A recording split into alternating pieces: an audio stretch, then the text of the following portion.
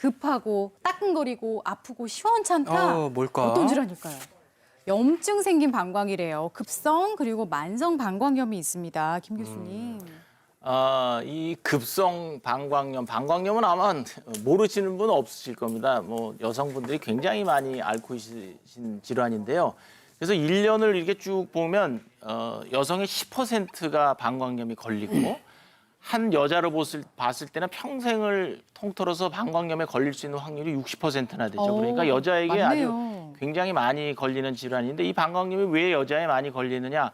아까 뭐 누차 얘기가 나왔지만 여자는 요도가 짧고 항문과의 거리가 가깝기 때문에 그다음에 이 방광염이 걸리는 균이 대부분 다 대장균입니다. 그래서 항문에서 회음부를 통해서 요도 그다음에 방광으로 들어간 이런 상행성 감염으로 방광염이 많이 걸리게 되죠. 그래서 이제 아까 저 왼쪽에 보이는 저 비단처럼 잘 보이는 정상적인 방광이 보이고 저 지금 가리키는 게 이제 전형적인 이제 방광염이 생겼을 때 피 먹는 거 같아요. 그렇죠. 그래서 이제 피도 많이 나고 아프기 또 대단히 아픕니다. 그래서 이런 분들이 이제 방광염이 한번 걸리면 밤에 그냥 도저히 못 찾고 응급실로도 오시게 되고 더군다나 이제 명절이 한번 끝나잖아요. 그러면은 이런 방광염 환자들이 굉장히 많이 병원에 무리해서 오고 그래요. 그래서 이런 거를 보면은 네. 이런 방광염의 면역력, 스트레스 뭐 이런 거하고 진짜. 굉장히 연관성이 있지 않을까 이렇게 생각이 듭니다. 그러니까요. 근데 교수님 아까 보니까요. 계속 뭐가 앞에 뭐가 이렇게 쭉 나와 있는데 소변 색깔 같은데 그러면 만약에 방광염이 걸리면은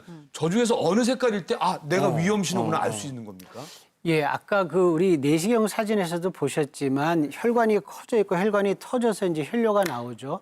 그러니까 핏덩어리 같은 경우도 나오는데 맨 앞에 있는 저게 새빨간 게 방광염일 때 나올 수 있는 아이고. 혈뇨고요. 빨갛네요. 그 옆에 있는 것들은 그 상부, 콩팥이나 요관에서 출혈이 있을 때 나올 수 있는 젓갈색.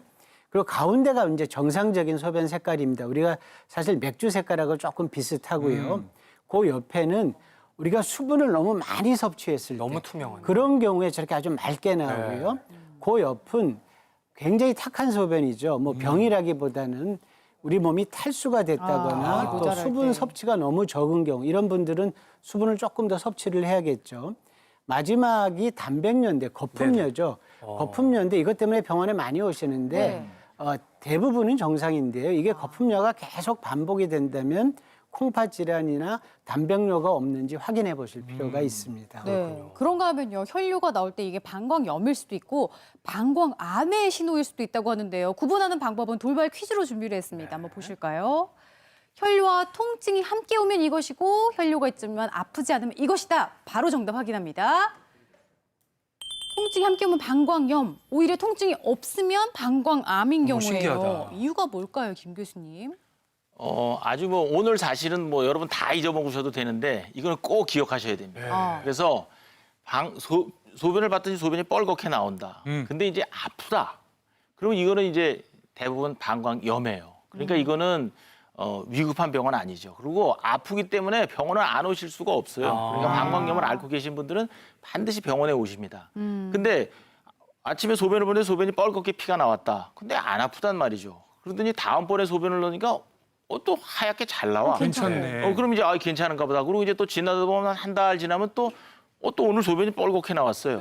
근데 저번에도 이제 괜찮았으니까 이번에 또 괜찮겠지. 이렇게 위험하네요. 이제 넘어가시는 경우가 있거든요. 네. 그래서 여러분들이 제일 조심해야 될 건 소변에서 무조건 피가 나온다. 그럼 무조건 병원에 가셔야 됩니다. 통증이 없는 게 제일 무서운 거고.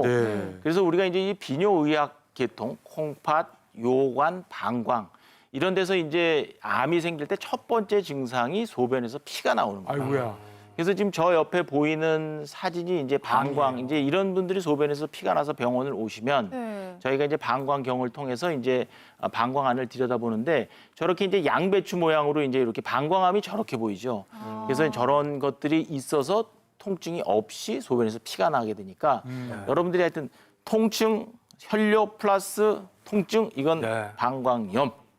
혈뇨 플러스 아프지 않은 거 암. 이거 꼭 좀 기억해 주셨으면 좋겠습니다. 네. 일단은 소변 보고 그냥 물 내리지 말고 네. 색이라든지 혈뇨 유무 꼭 확인하셔야겠고요. 그다음 방광질환 넘어가 볼게요. 쫄쫄쫄 세워라 내워라 봐도 본 것 같지가 않다. 게으른 방광, 저활동성 방광. 저런 것도 있네요. 방광이 게을러질 수가 있어요. 이제 방광이 게을러지면 안 되죠. 우리가 정상적으로 이제 방광은 이렇게 가죽공처럼 돼서 배뇨근이라는 근육이 쭉 짜져야 소변이 나가는데 이런 배뇨근의 수축력이 문제가 생기면 소변 보는 시간도 길어지고 소변도 쫄쫄쫄쫄 나가고 또 잔뇨도 남을 수 있어서 우리가 효율적으로 소변을 비우고 하는 거에 문제가 생길 수 있어서 이게 신장 기능 이상을 초래할 수도 있고요. 네. 또 여러 가지 신경계 이상이나 또 노화가 진행이 되면 이런 위험성들이 훨씬 더 높아져서 뭐 골반 수술도 그렇고요.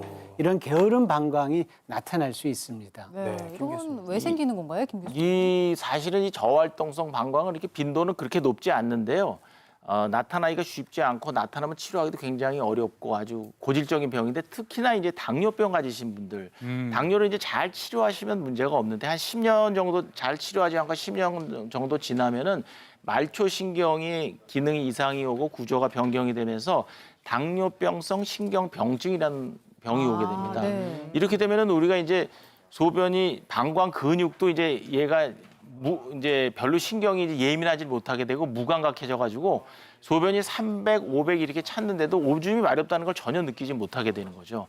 그래서 잔뇨가 500 정도 되고 그래서 저활동성 방광으로 되면서 방광이 망가지게 되겠습니다. 그래서 우리가 당뇨는 뭐 여러분들이 잘 아시겠지만 잘 치료를 해야 방광도 잘 보존할 수 있다고 말씀드릴 수 있겠습니다. 네, 또 열심히 공부했으니까 이쯤에서 운동 하나 더 배워볼게요. 꾸준히 하시면 방광 건강에 도움되는 운동, 김수진 운동 처방사님 모시고 배워볼게요. 네, 건강한 방광을 위해서. 네, 이번에는 정말 평상시에 꾸준히 하시면 예방을 위해서도 효과적 운동법을 알려드릴게요. 먼저 의자에 앉아서 시작을 하실 거고요. 앉아서? 네, 마찬가지로 골반 저 근육을 느껴보시는 게 중요하거든요. 자, 양손으로 골반을 한번 잡아보겠습니다. 의자 앞쪽에 앉으셨어요. 네, 맞아요. 살짝 앞쪽으로 나와서 앉아주시고 골반을 앞뒤로 움직이는 건데요. 먼저 골반을 앞으로 살짝 기울여 보실게요. 그럼 엉덩이 약간 들리는 느낌이 들 거고 네. 다시 골반을 이제 뒤로 살짝 내려보실게요. 뒤로 누운 느낌이 나죠?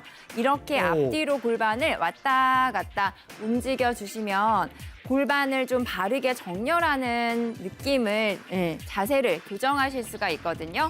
이제 방광 건강을 위해서는 이제 골반부터 척추가 바르게 세워지는 바른 자세도 굉장히 중요하기 때문에 요걸 몇 회나 해야 돼요? 네, 앞뒤로 한 10회 정도씩 반복해 주시면 되고요.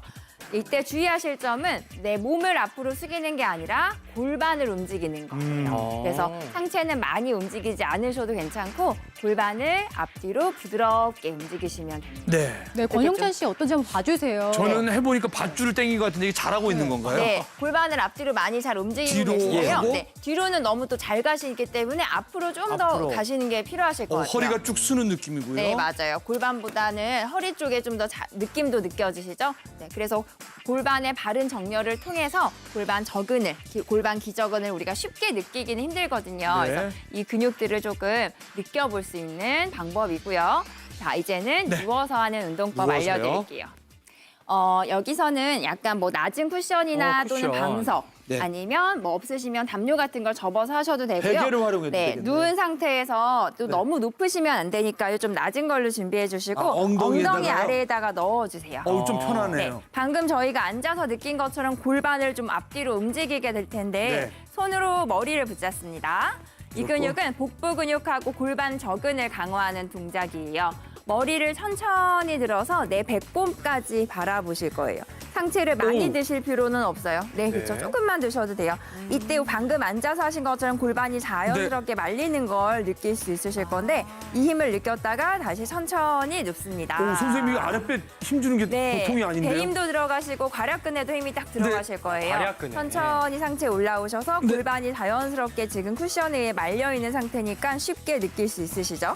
네, 그리고 천천히 내려가겠습니다. 이 동작은 여러 번 하실 필요 없어요. 한 5회에서 10회 정도만 천천히 반복하시면서 골반 근육을 단련하시면 되겠습니다. 네. 네, 잘 배웠습니다. 여기까지 배워볼게요. 요것만 마음이 하더라도 그냥 제법 나는 방광이 것 같아요. 건강해진 듯한 느낌입니다. 네, 수고하셨습니다. 고생하셨습니다. 자리로 모실게요. 네, 방광 건강에 도움되는 운동 배워봤고요. 지금 시각 10시 48분 지나고 있습니다.